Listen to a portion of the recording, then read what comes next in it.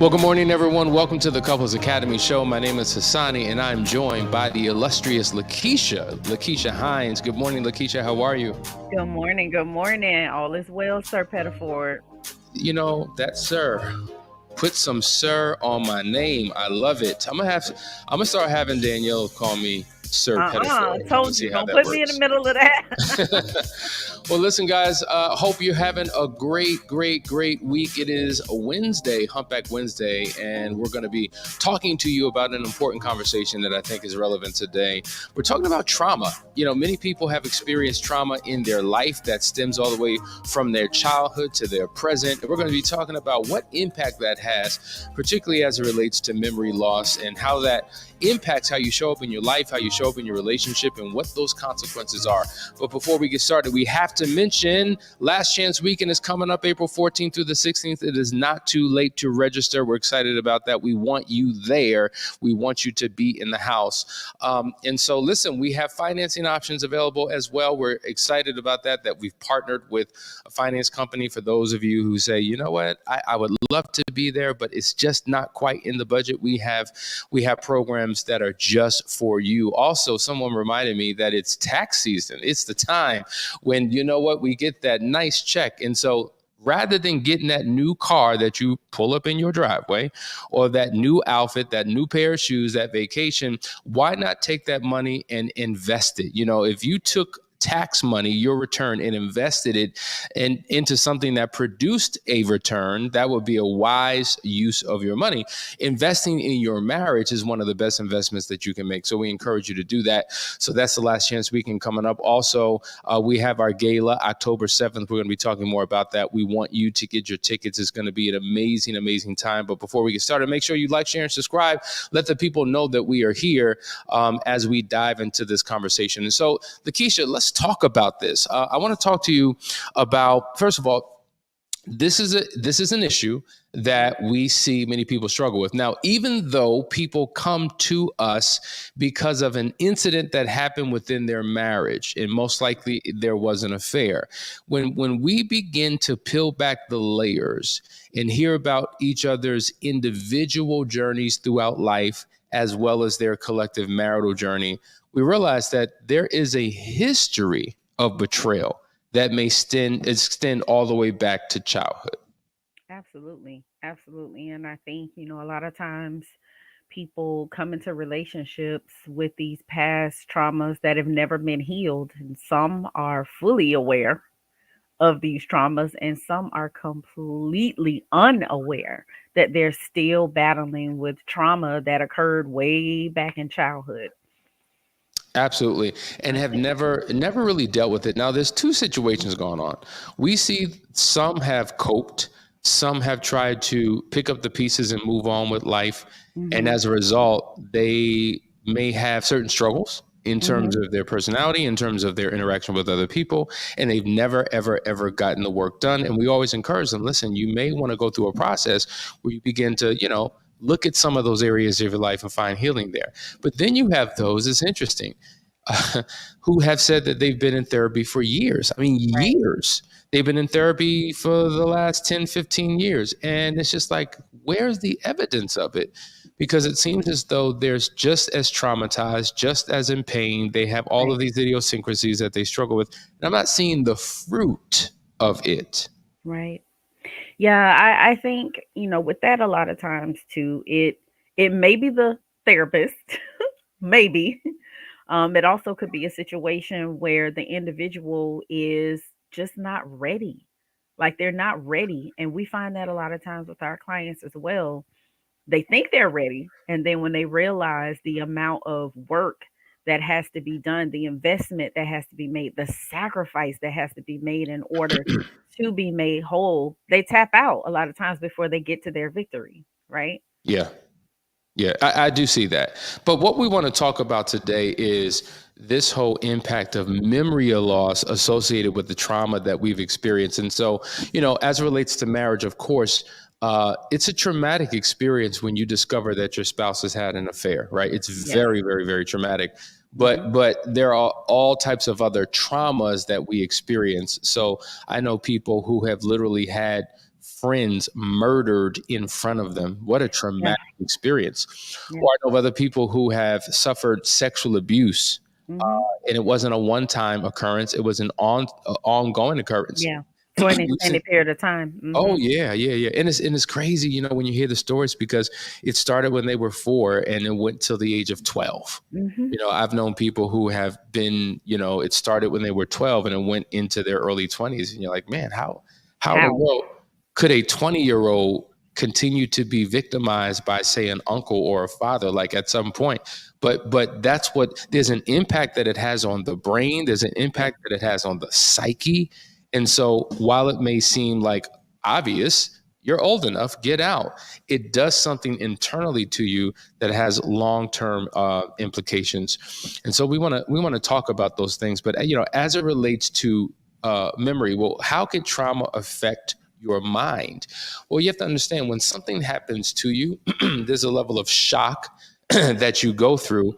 And what happens is, even though you're in that experience, the mind, in essence, certain defense mechanisms take place, and there's a protection of one's physical health, mental, spiritual, emotional health.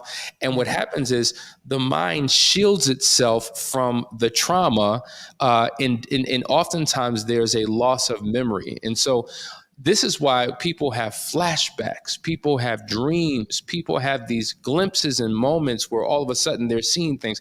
It kind of reminds me of, if any of you are familiar with, I love this movie series, Born. Remember Born with Matt Dillon? There's Yes. like 4 or 5 of them. Amazing movie. Yes. Amazing movie. And he experienced a high level of trauma, but he did not remember who he was and Yes. how it all started. And the entire series was about him getting closer to the truth. Hmm. And I think that's exactly what happens in a person's process of finding healing. Like, there's glimpses and pieces, and it's fuzzy, and they're trying to connect dots, and it's just not making sense. And they're on this quest, if you will, to get to a place of understanding. Well, you just did something there, Sir Pettifor. You just said something. You just did something. So, you know how when we're working with clients and we're going through a full disclosure with them, and they're trying to get to the truth, they're trying to get to the why, they want the details, Yes. they're trying to get all that information. And the betrayer's like, I just don't remember. Like, literally, I don't remember. And they keep poking and prodding and pressing and trying to get to the truth. And there are instances where that person literally, they really don't remember. Why? Because their brain has caused them not to remember, because it's been traumatic for them. It has been a traumatic experience for them with whatever it is that they were going through when they realized the damage and the devastation that they have caused. I love that video that you show. I think it's Hiroshima. It was the damage after that battle and all of the devastation and the rubble and everything that happens. It's traumatic for the betrayer, just like the betrayed. And so I do believe that the betrayer will also try to protect themselves. And that will happen oftentimes in the form of memory loss. Oh, yeah. And we're definitely going to dive into that. I can't wait till we do part 2, because we're going to be talking about the memory loss associated with, say, the person who is guilty of the offense, without a shadow of a doubt. And it lands a little bit differently than the one who is the offended, right? Mm-hmm. The one who is the victim in this particular situation. Oh. All right. Well, I know you're all right over there. I'm all right over here. Okay, just need to make sure you're okay. While I fix this. Okay. You know what we'll do is we'll go to a quick commercial break. How about we do that? And we'll come back on the other side of this and get deeper into this conversation. You're watching the Couples Academy show. We'll be right back. Stay right there. We're really excited about Foundation. It is a new group program where couples are gathering from all around the world twice a week, couples who just want to have a thriving, successful, amazing marriage. No really well-built house is built without a foundation. As a matter of fact, without a foundation, it can't stand. It would just crumble right into the ground. We are going to interview experts and other successful couples so that you can get a glimpse into the lives of other people who are doing what it is that you desire to do, who have and who are accomplishing what it is that you want to accomplish. And we also have over 500 videos available for you to watch of all of our teaching. Everything that we've ever done, every topic that we've ever covered will be accessible to you. So guys, if this sounds exciting to you, and if this sounds like something you've been waiting for, go ahead and just give it a try. We're literally giving away a 15-day trial for $1. And then after that, it's simply $3 a day. And so, is your marriage worth it? Is your future worth it? Join the community today. Just click that button and meet us on the other side.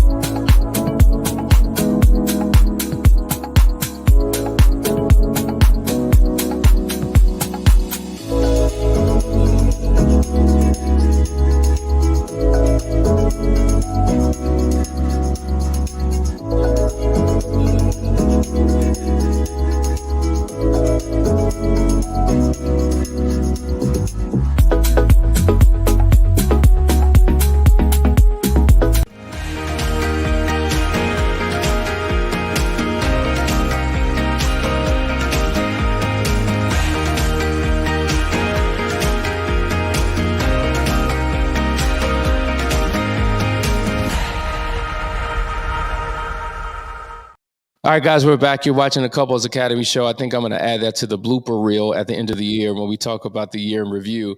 Yes. Things just happen like that. When it's live on the show, you get to experience all of it, right, in full force. But we're talking about memory loss. We're going to get deep into this conversation and the different components that are involved. And I want you to assess yourself. I want you to assess your spouse to see if any of this can be possible. And once again, it's not just about the betrayal that you may have experienced. There's some traumas that you've experienced in your past, and you're quite fuzzy on the history, or maybe you know in part, but not in full.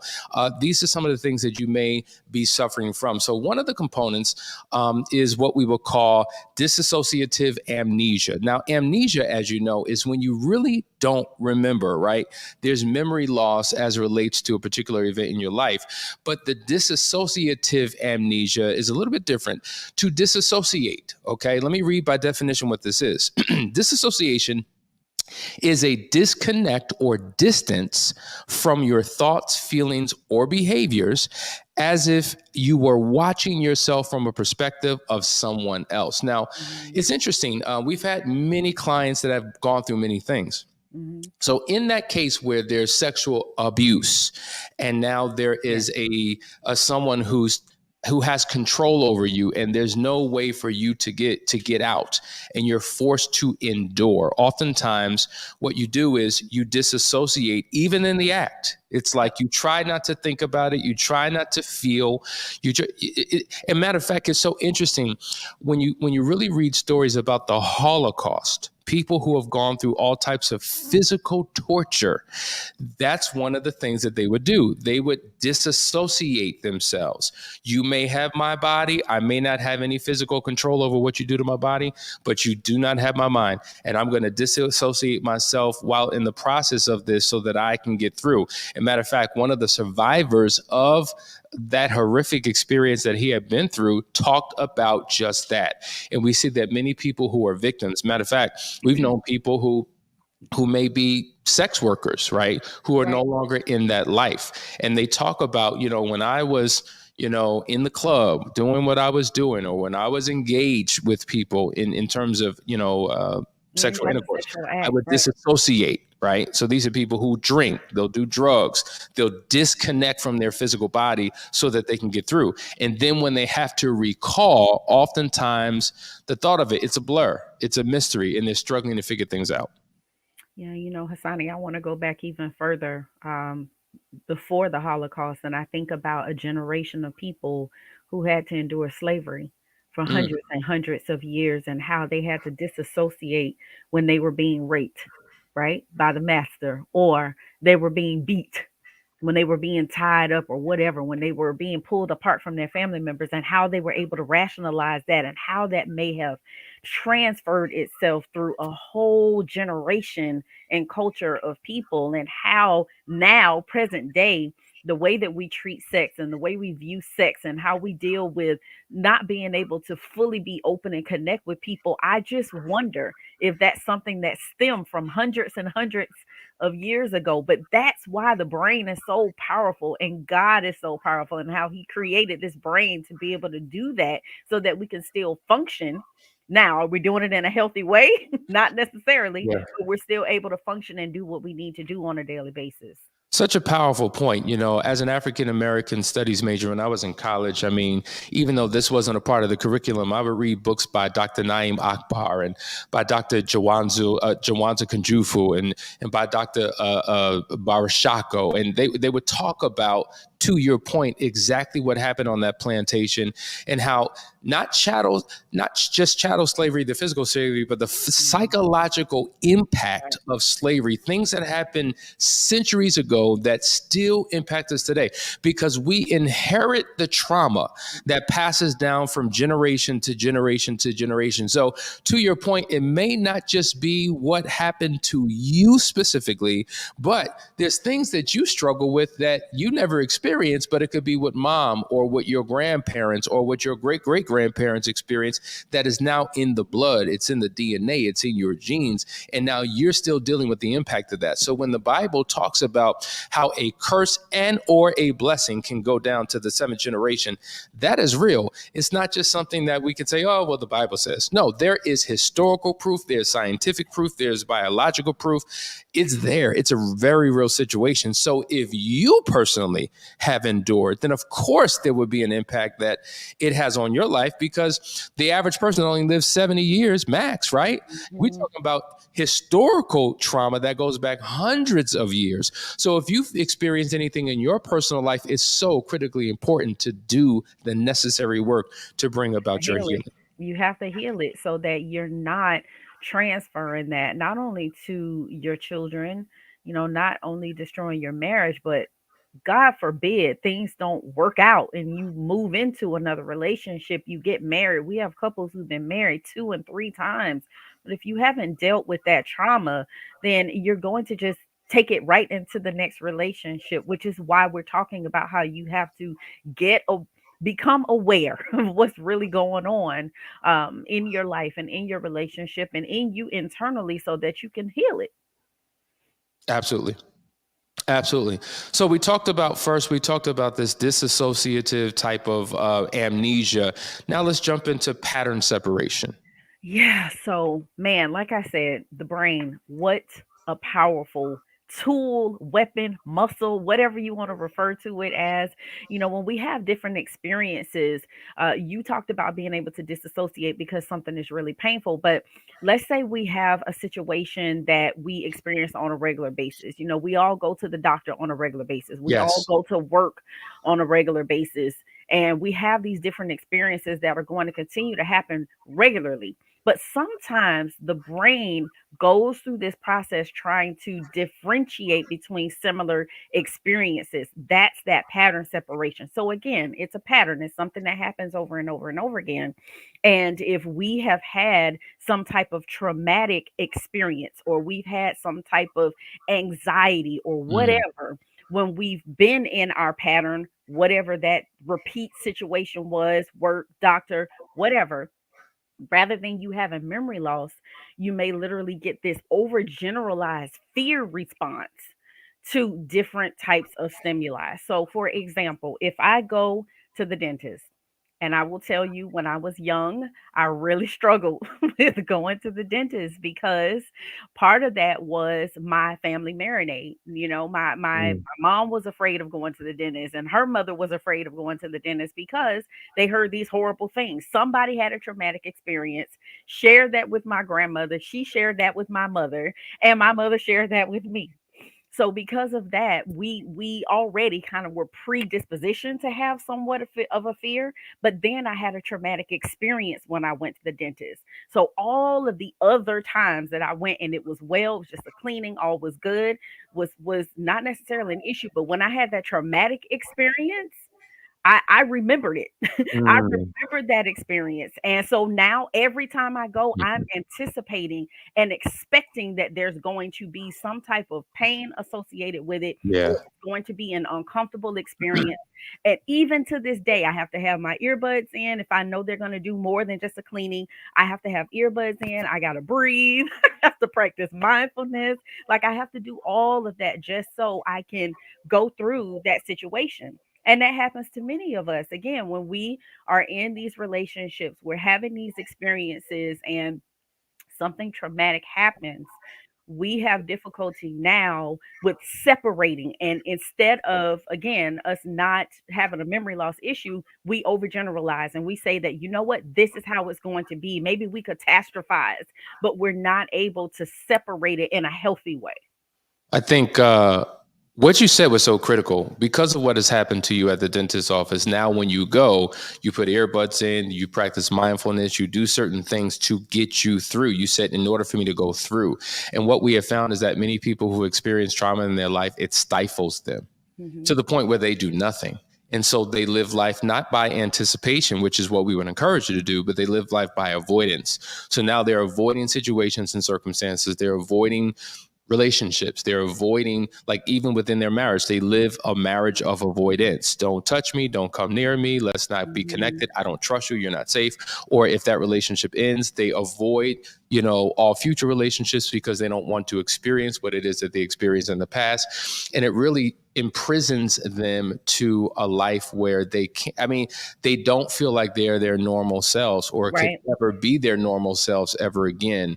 And that's the problem. But what's interesting, even hearing the example about the dentist, from your mom and your grandmom and so on and so forth, whatever it may be. One thing about the trauma, the trauma really is your interpretation of the event itself. And I think that's important to understand because by definition, what traumatizes one person doesn't traumatize another. Just think about two people being on a roller coaster. Like for some people, it's traumatic, like literally. Think about it. If you struggle with anxiety and you struggle with, I don't know, fears or whatever the case may be, whatever it is, nervousness, jumpiness, that could be next to hell for you. For the other person, they're just like, yeah, like they're just having a ball. I talk about that all the time. Like the person who gets off the roller coaster, like you said, yay, best experience of my life. And the other one who's on the side puking. Like I am never going to do that again.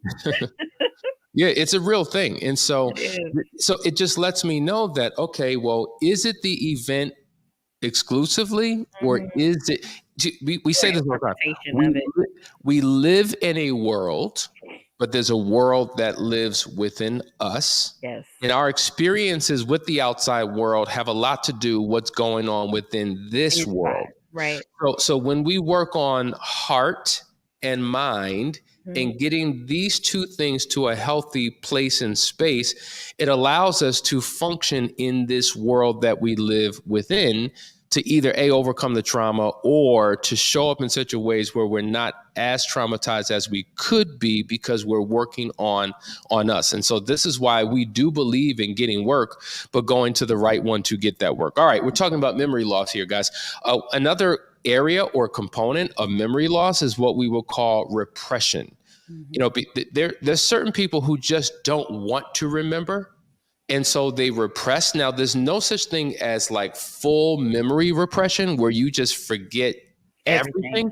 There are pieces and portions and glimpses of things that you do remember, but you've practiced suppressing and pushing down and moving past it, that the further you get away from it, the harder it is to recall. And I think it speaks to what you were saying earlier about, infidelity, where a person just doesn't remember. And you can't expect a person to remember everything. I think that's impossible. I don't remember everything about what happened yesterday, let alone what happened a couple years ago. But this has been really something that we have engaged in, or or circumstances have caused us to repress. And so this is where therapy comes in, and working with a practitioner comes in, because they can help you begin to recall.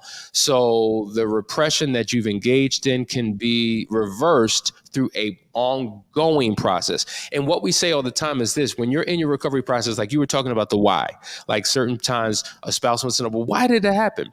Well, the true answer to that may not come out when directly confronting the why of the affair. It may not come out to a month or two later. You're talking about something completely different. You're at a different part of the recovery process, and then now connections are being made, and a deeper understanding of the why really comes to light, Right. which addresses an issue that you started the journey with. And so this is why ongoing work is so critically important. Yes, sir. All right, so let's go to the next one. This is what we would call trauma denial. Yes, I think this one is probably, I mean, we've heard of all of these for the most part. I think are pretty common, but this denial, boy, there have been so many memes, there have been so many comments about you in denial, all these little colloquialisms and phrases and things that people like to say about denial, but it's real. It is a real thing. And again, it's a defense mechanism. It's the brain's way of trying to protect us, right? And not wanting to remember certain memories. And as you were talking about repression, I was thinking about the level of desire and how that impacts our ability to remember things. We have to want to remember. If you think about it, all these books you were reading and everything that you were doing when you were in college, there's certain information that you retained because you wanted to. Yeah. Right. So desire has a major, major impact. So when we're talking about something traumatic that happened to us, most of us don't want to recall that. We don't want to remember that. And, going back to what you were saying about the betrayed and the betrayer and the infidelity type of situation. Well, guess what? I don't want to remember what I did to you. I don't want to remember how I hurt you. I don't even want to remember who I was when I was doing all of Yes. these things. So I am going to do my best not to think about those things. And because it was traumatic to you, to me, I'm going to do my best not to remember. If someone hurt us, we don't want to remember that. And even with the what did you talk about? Molestation situation. The perpetrator, the victimizer, when they get healthy and they get whole, they don't want to remember what it is that they did, right? So there are times when they're on that journey of trying to get healthy, to get better, to get the help, they will deny what was done because it's just too much. Like I don't want to think about myself as this monster or horrible person. So again, it's a real thing. This trauma denial is real. This called denial induced forgetting. And the reality is the memory totally may still be there at times, but you don't want to think about it. You try to downplay it, minimize it. You try to act like it didn't happen in the manner in which it happened. So we start playing around with the details, right? Because that helps you then to not have to process and deal with it. But if we're going to be healthy and whole and we're going to be restored, we got to get out of denial. And we have to get to this place of complete vulnerability so that we can address the matters at hand so that we can get whole and we don't move into these other places of repression and all of these other things. Yeah, that's a phenomenal point that you're making. And of course, we've run out of time. So we're going to continue in tomorrow's conversation where we talk about exactly what you're saying. There's a term for it. It's called unethical amnesia. Okay. And so we're going to unpack that to say, well, are you forgetting because it's convenient? Are you forgetting because you really don't remember? How do we deal with unethical amnesia? Because that's one of the big, I think, areas that causes the recovery process to come to a screeching halt, because there's this desire to want to know why, not just why you did it, but what you did. And so while certain cases may be plausible when it comes to unethical amnesia, others simply are not. And we've been doing, listen, we're not human lie detector tests, but we've been doing it long enough to know when the people are intentionally leaving things out because they just refuse to acknowledge, because it's so painful to them. To your point, I think you made an excellent point. listen, I did that 15 years ago to that child. I don't want to remember who that person was. I don't want to be associated with that at all. So I choose, okay, to repress, to push away. And now I just don't even remember, right? So I think and let me just say this.